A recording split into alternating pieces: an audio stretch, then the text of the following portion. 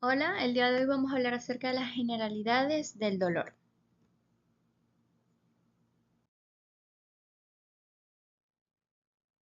Hablaremos acerca de la definición del dolor, su fisiopatología, la clasificación y por último la semiología del dolor. El dolor es el motivo que con mayor frecuencia lleva al paciente a una consulta médica. El dolor se puede definir como una sensación desagradable que advierte sobre una agresión que amenaza la integridad orgánica. Es una sensación desagradable que se encuentra concentrada en alguna parte del cuerpo y es de carácter dual. ¿Por qué? Porque es tanto una sensación como una emoción, ya que todo dolor moderado o intenso conlleva ansiedad y el deseo de suprimir esta misma sensación. ¿Qué función cumple el dolor?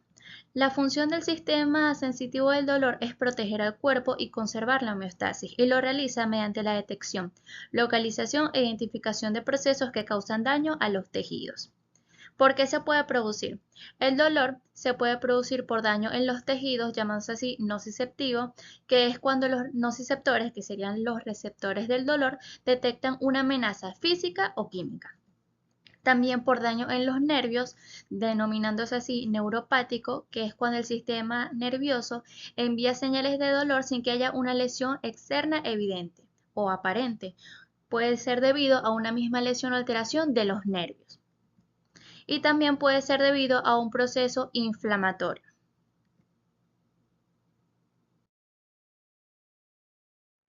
Existen sustancias químicas denominadas neuroreguladores. Los neuroreguladores son sustancias químicas que modulan la actividad de las neuronas, regulando la comunicación y la excitabilidad neuronal en el sistema nervioso central. Encontramos acá distintos tipos. Vamos a decir que encontramos amplificadores, que serían pronociceptivos, que son sustancias que suelen liberarse cuando hay un daño en el tejido y ayudan a transmitir esta misma señal dolorosa al cerebro o a sensibilizar esta misma zona. Por ejemplo, la sustancia P. La sustancia P es la estrella de la transmisión del dolor. También tenemos el glutamato, pradicina, prostaglandinas, histamina y también tenemos moduladores o frenos, que los vamos a llamar antinociceptivos, porque es un sistema de control interno que ayuda a que este dolor no sea insoportable, donde tenemos las endorfinas, serotonina, noradrenalina, gabapentina y también tenemos casos mixtos o especiales.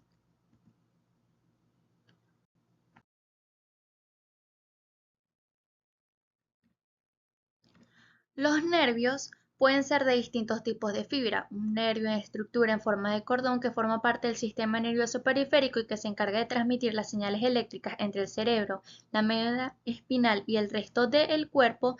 Muchos de los nervios están cubiertos por una sustancia llamada mielina, que como acá observamos la vaina de mielina. ¿Y qué efecto va a causar?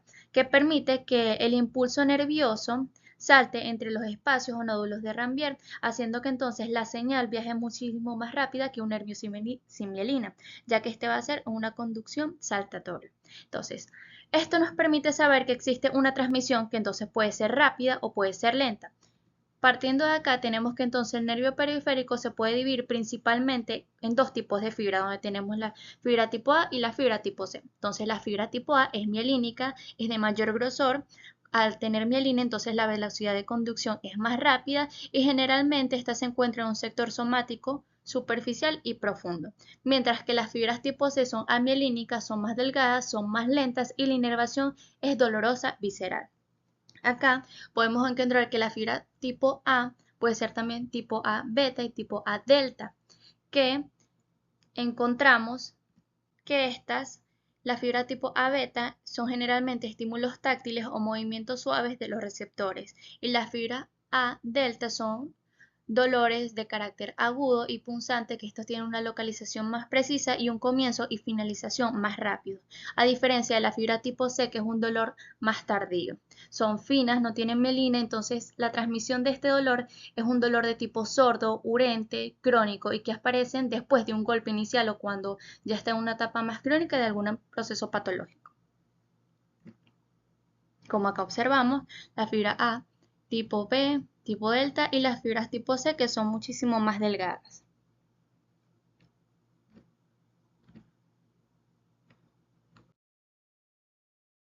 Se acople, existe un sistema llamado sistema sensitivo del dolor o sistema nociceptivo, el cual es el mecanismo de alarma que indica que hay un daño real o potencial en los tejidos. Acá en el mecanismo periférico tenemos nociceptor aferente primario, un proceso de sensibilización y un proceso inducido por los nociceptores, donde primero tenemos nociceptor aferente primario. ¿Qué quiero decir con esto?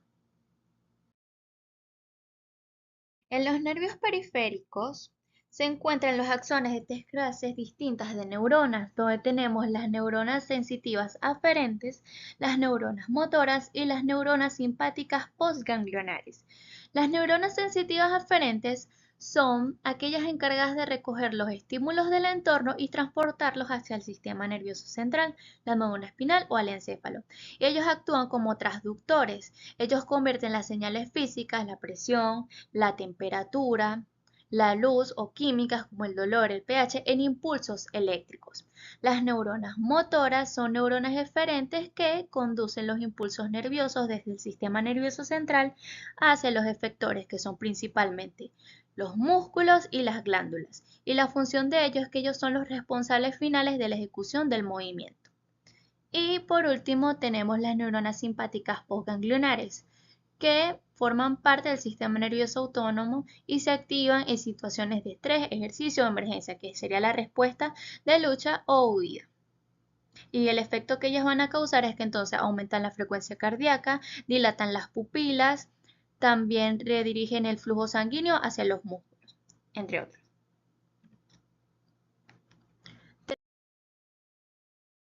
Ocurre un proceso de sensibilización que, al aplicar estímulos intensos, repetidos o prolongados a un tejido que se encuentra lesionado o inflamado, el umbral de excitación de los nociceptores sufre un descenso y la frecuencia de descarga aumenta cualquiera que sea en la intensidad del mismo estímulo.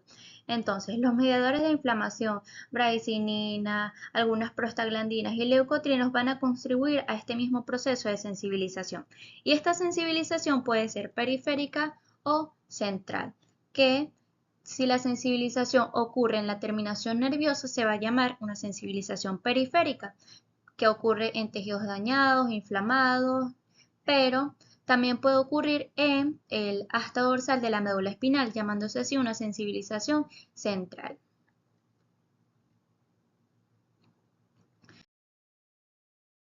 El mecanismo periférico se produce lo que es la inflamación inducida por los nociceptores, que básicamente estos mismos nociceptores o receptores del dolor también cumplen con una función neuroefectora, es decir, ellos contienen mediadores polipeptídicos y ellos se van a liberar en las terminales periféricas cuando ellos son estimulados, es decir, lo que van a ocasionar es que entonces este proceso inflamatorio se prolongue durante un mayor tiempo.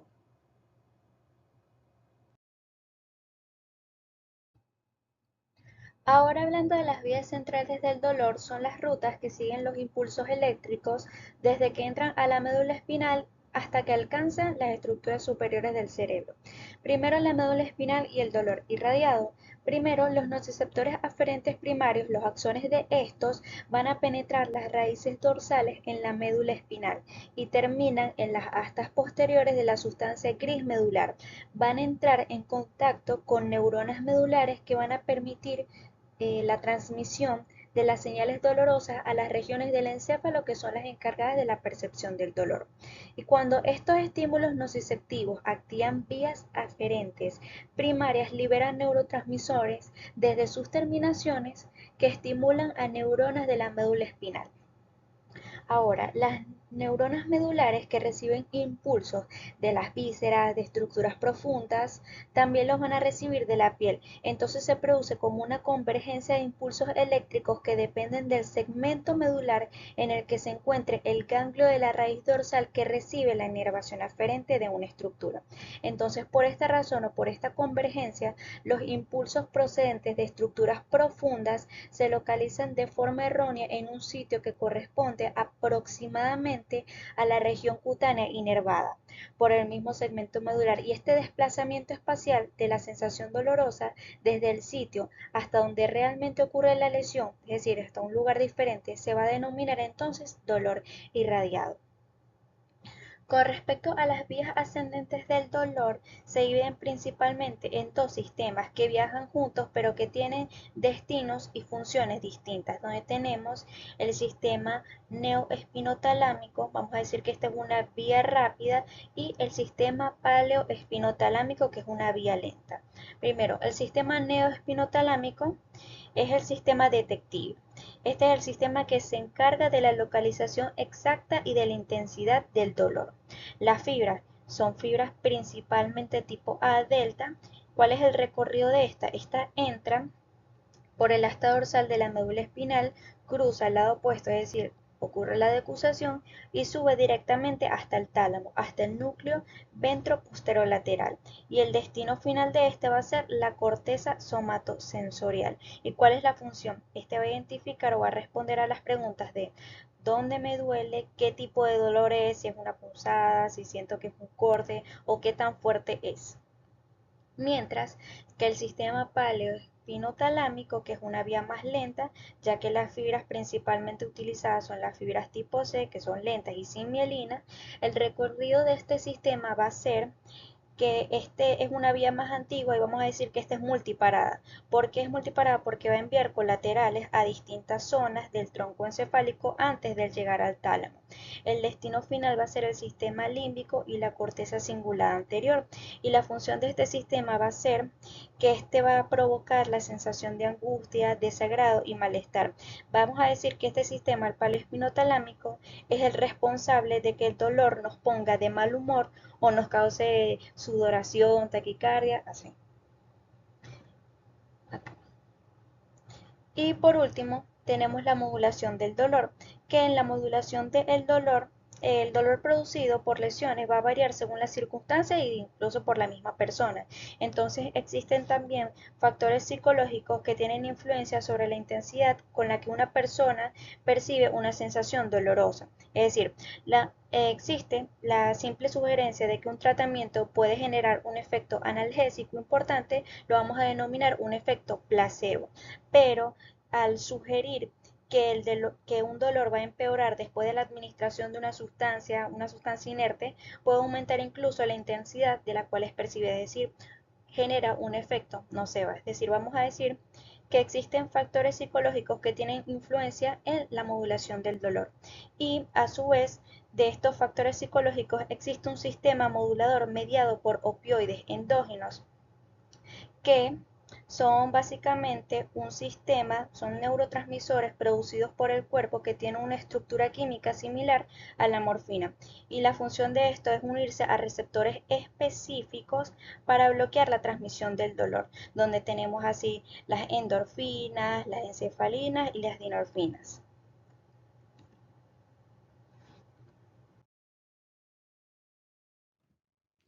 Ahora entrando a la fisiopatología del dolor,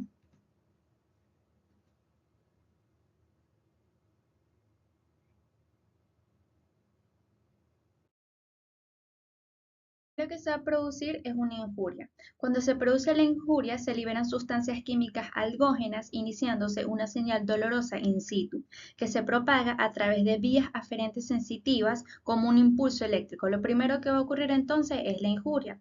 Entonces va a haber, vamos a decir que una transducción del lenguaje de la injuria, es decir, ocurre el daño tisular de las células lesionadas y los mastocitos, sustancias químicas algógenas, estas sustancias lo que van a hacer estas sustancias, las sustancias algógenas, bradycinina, histamina, serotonina, prostaglandinas, que incluso van a sensibilizar al receptor para que reaccione de una forma o de una manera más rápida, lo que van a hacer es que entonces estas sustancias van a activar al nociceptor y van a generar el potencial de acción o el impulso eléctrico que se va a propagar a través de la vía aferente sensitiva.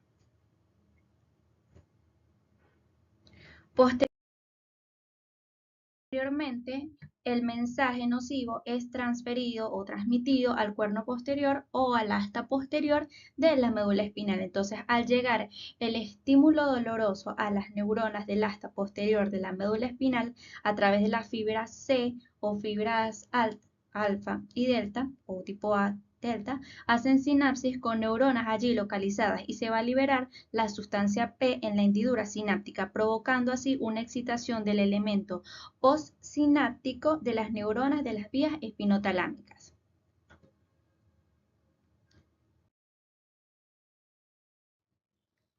Después, el estímulo doloroso es transmitido al tálamo óptico y a otras regiones subcorticales del cerebro, donde esta señal se va a hacer consciente en forma de dolor, y esto lo va a hacer mediante el sistema neoespinotalámico y el sistema paleoespinotalámico, que son los que van a conducir el estímulo doloroso y lo van a llamar hasta los segmentos del neuroeje, como mencioné anteriormente.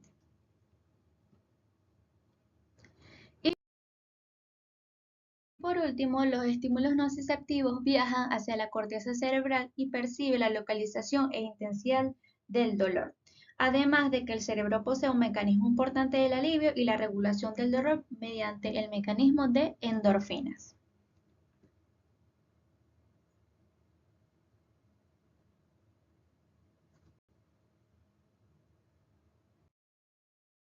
Entrando ahora a las estructuras dolorosas, debemos recalcar que no todos los tejidos tienen la capacidad de sentir dolor. Es decir, para que una estructura duela debe tener nociceptores, es decir, receptores del dolor, y estar conectadas a fibras nerviosas tipo A o tipo C. Existen estructuras que son altamente sensibles o dolorosas. También existen estructuras sensibles al estiramiento, que generalmente son viscerales, y también existen estructuras insensibles o indoloras. Tenemos estructuras altamente sensibles o dolorosas, que estas estructuras están densamente pobladas de receptores. Cuando se lesionan, el dolor es agudo y es localizado, por ejemplo, la piel, el periósteo, las cápsulas articulares y ligamentos, las paredes de los vasos sanguíneos, las mucosas, la dura madre.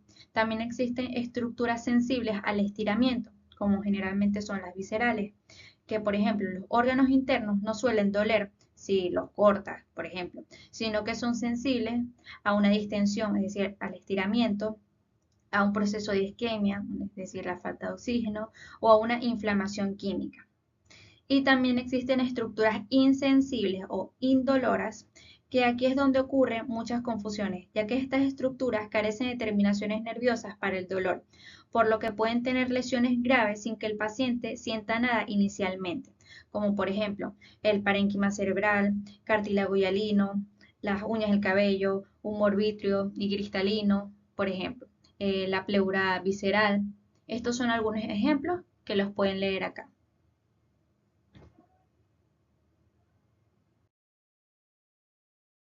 El dolor puede clasificarse según su duración, origen y mecanismo. Según su duración, lo podemos clasificar en dolor agudo, crónico, incluso episódico.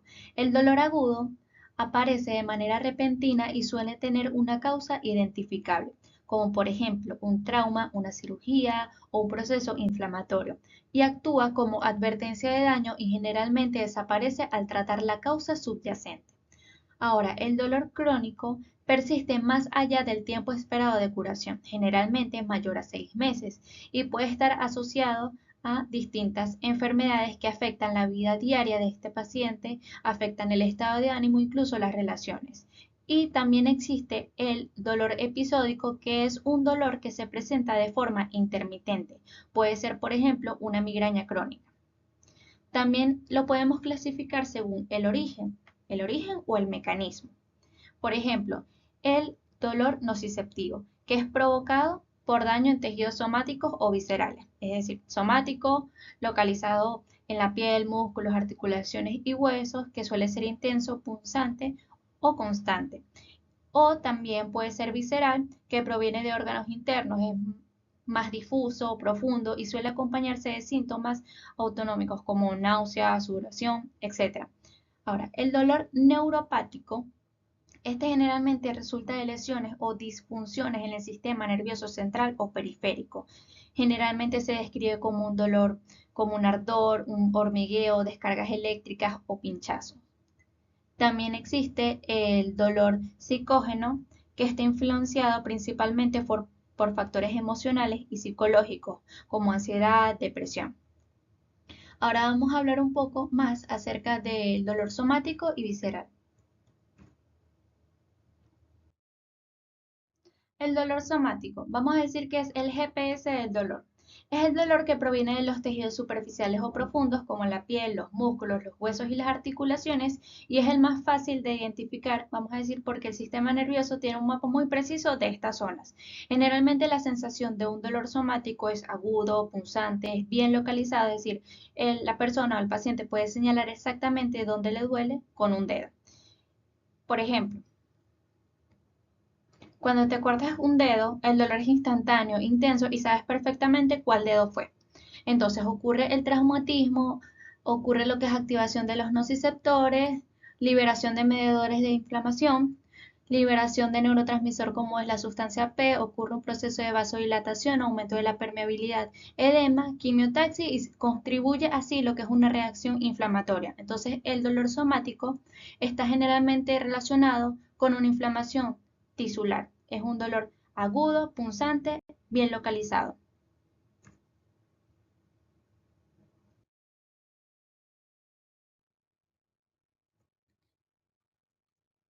Este mismo dolor somático, entonces, en resumen, puede ser un dolor superficial y profundo, se estimula mediante mecanorreceptores, termorreceptores, nociceptores polimodales, nociceptores que se encuentren dormidos, fibras predominantes son las fibras tipo A, es decir, es rápido, entonces las características es que es agudo, punzante, el comienzo y la finalización del mismo es rápido, es bien limitado, bien localizado y generalmente se produce por un mecanismo como es un traumatismo, temperaturas extremas o un proceso inflamatorio. Ahora, el dolor visceral, este proviene de órganos internos, es decir, de las vísceras, por ejemplo, los intestinos, los pulmones, el hígado o el corazón. Y a diferencia de la piel, los órganos no tienen tantos receptores del tacto, sino que ellos responden principalmente al estiramiento, la inflamación o a la falta de oxígeno, es decir, a la isquemia. Entonces, generalmente la sensación de ellos es que es sordo, profundo, opresivo o incluso tipo cólico. Es un dolor que es difícil de localizar y el paciente suele poner la mano abierta sobre una zona amplia, es decir, no es un dolor localizado. Y que aquí el dolor referido, vamos a decir que el cerebro a veces se confunde y siente el dolor en una zona superficial alejada del órgano afectado, por ejemplo.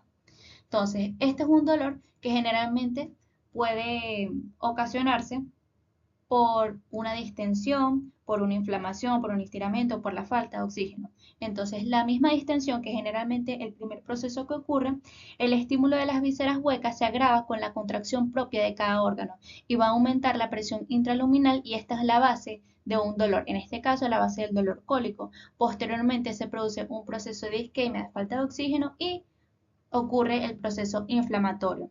Entonces, el dolor visceral generalmente es estimulado por una destrucción avanzada de órganos.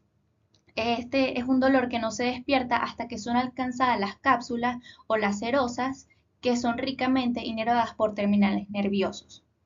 Las fibras predominantes son fibras amielínicas o tipo C y las características del dolor visceral es que generalmente es urente, vago, tardío, sordo, incluso opresivo, profundo o tipo cólico y los límites de este pues es que es impreciso, mal localizado y generalmente está referido a la línea media. Y los mecanismos generadores es un proceso de distensión, isquemia e inflamación. Acá tenemos una tabla de resumen de lo que es el dolor somático, el dolor visceral y el dolor neuropático, que como mencioné, este es diferente a los anteriores porque aquí como tal no hay una herida en el tejido, sino que hay un daño en los propios nervios. El sistema nervioso envía señales de dolor sin que haya un estímulo externo que lo provoque. Vamos a decir que esta es como una falsa alarma que se encuentra acá. Entonces resulta de lesiones o disfunciones en el sistema nervioso central o periférico que se describe como ardor, hormigueo o incluso descargas eléctricas. Por ejemplo, la neuropatía diabética o una neuralgia postherpética.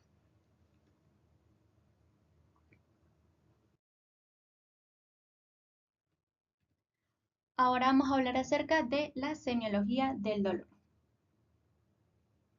En la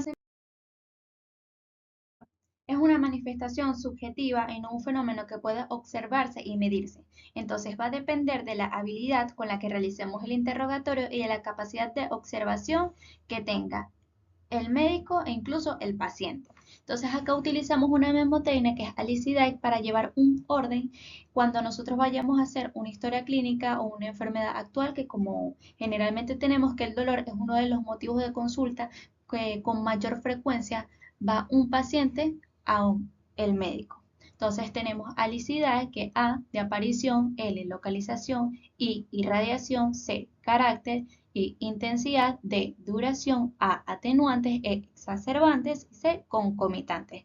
La aparición. ¿Qué vamos a preguntar acá?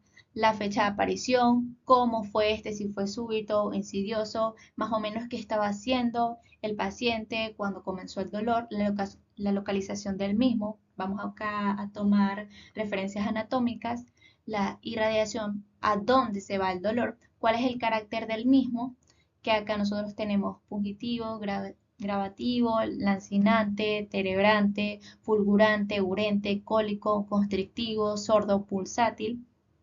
La intensidad, si limita las actividades, cuánto más o menos ha durado el dolor, si ha utilizado, si ha tomado fármacos o si hay alguna posición que le atenúe el dolor o si hay una posición que le ha agravado el dolor, al igual que si existe otro síntoma que esté acompañando este dolor, que se desencadene por el mismo síntoma principal. Entonces, debemos preguntar sobre la fecha de aparición, es decir, el día, el mes, el año, es decir, especificar del presente año, en qué horario fue, si fue en la mañana, fue en la tarde, en la noche, es decir, fue horario diurno, nocturno, cómo fue la instauración de este dolor, es decir, si se instauró de manera súbita, es decir, se fue de manera brusca el dolor, o si fue de una manera más gradual o insidiosa. Y debemos saber las circunstancias de aparición, es decir, qué pudo haber desencadenado el dolor, qué estaba haciendo este paciente cuando comenzó el dolor. Entonces, las circunstancias de aparición constituye uno de los factores más valiosos que permiten obtener datos con respecto al mecanismo del dolor. Y es importante especificar qué estaba haciendo el paciente al momento de la aparición del dolor, si éste se encontraba en reposo, si estaba durmiendo, si se encontraba realizando algún esfuerzo mínimo o algún esfuerzo mayor, si este dolor se encuentra relacionado con las comidas, es decir, sucedió antes, durante o después de comer, al igual que deben preguntar qué fue lo que comió en este caso de que tenga una relación con las comidas, si fue posterior a tomarse algún medicamento, si él ha abusado de bebidas alcohólicas o si este paciente se encontraba bajo situaciones de estrés que pudo haber también tenido una relación con el dolor. Debemos preguntar entonces el inicio y la velocidad de instalación, como mencioné, si fue súbito o insidioso, al igual que especificar la fecha de aparición, es decir, la fecha, el mes, el año y el horario del mismo para nosotros poder dilucidar si este ha sido un dolor agudo o si fue un dolor crónico con episodios paroxísticos, por ejemplo.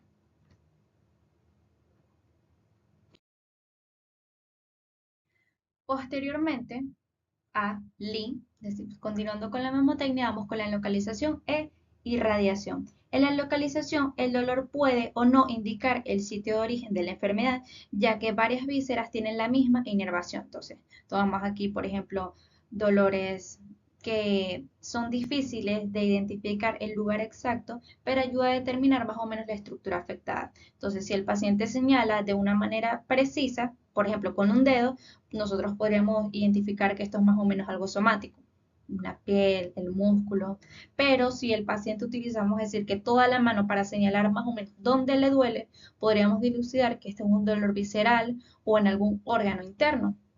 Entonces acá, cuando nosotros vamos a especificar la localización del dolor, debemos tomar en cuenta lo que son las referencias anatómicas, especificar exactamente dónde se encuentra o dónde le duele al paciente. Cabeza y cuello, tórax, abdomen, en la región lumbar, si hay algún miembro superior o inferior y especificar más o menos tomar en cuenta las referencias anatómicas para nosotros colocar la localización del dolor, al igual que la irradiación, ya que el dolor puede estar localizado en un sitio de origen o irradiado a otros segmentos distales de su mismo origen. Vamos a decir que la irradiación es el camino que sigue el dolor desde su origen, por ejemplo. Un ejemplo puede ser un dolor que esté originado en los riñones y que se va este dolor se va a ir irradiando hacia los genitales, por ejemplo.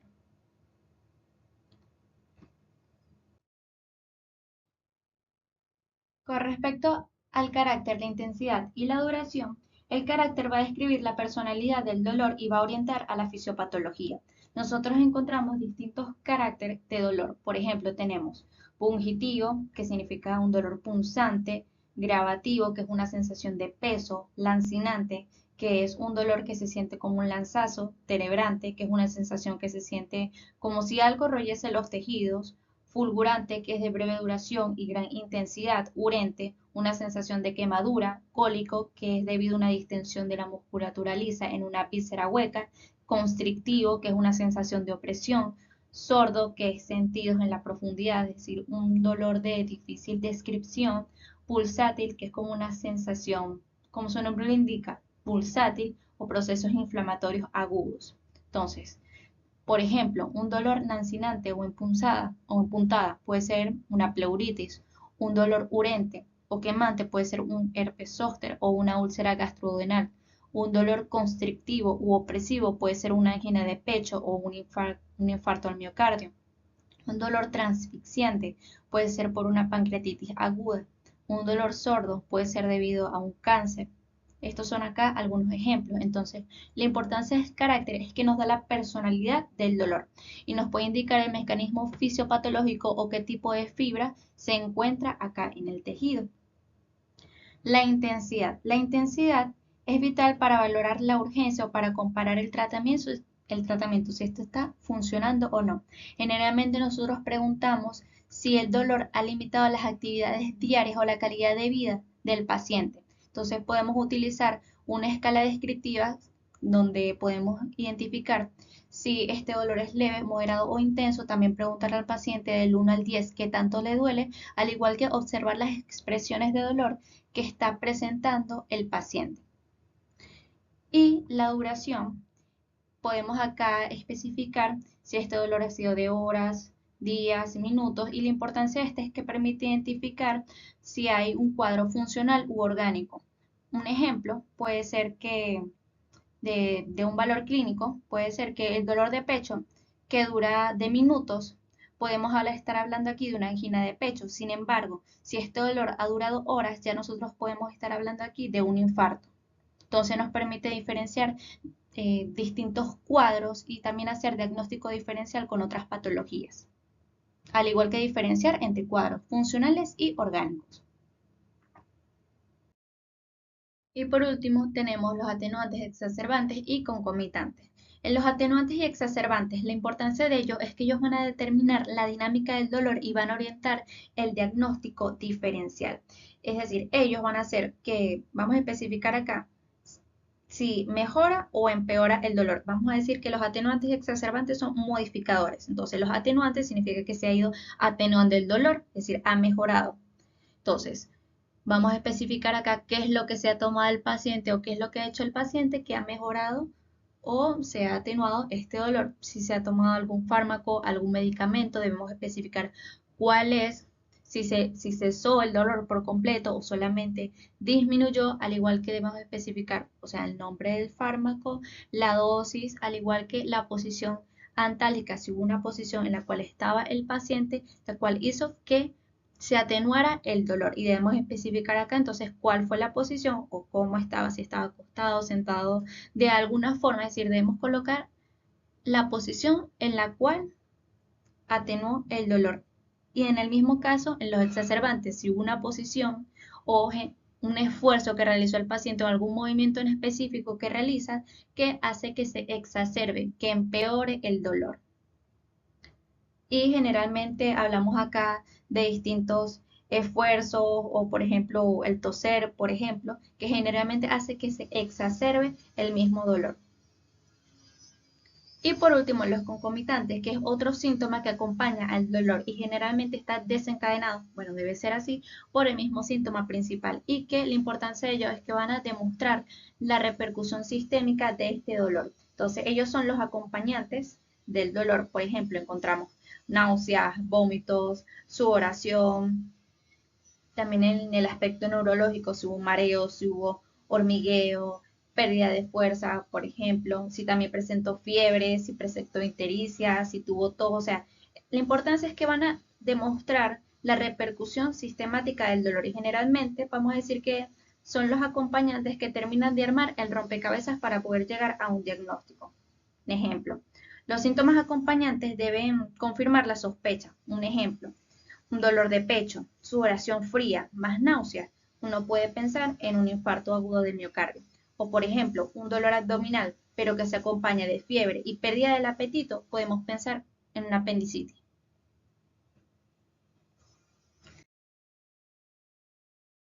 Eso fue todo acerca de las generalidades del dolor. Espero que les sirva mucho. Muchas gracias por su atención.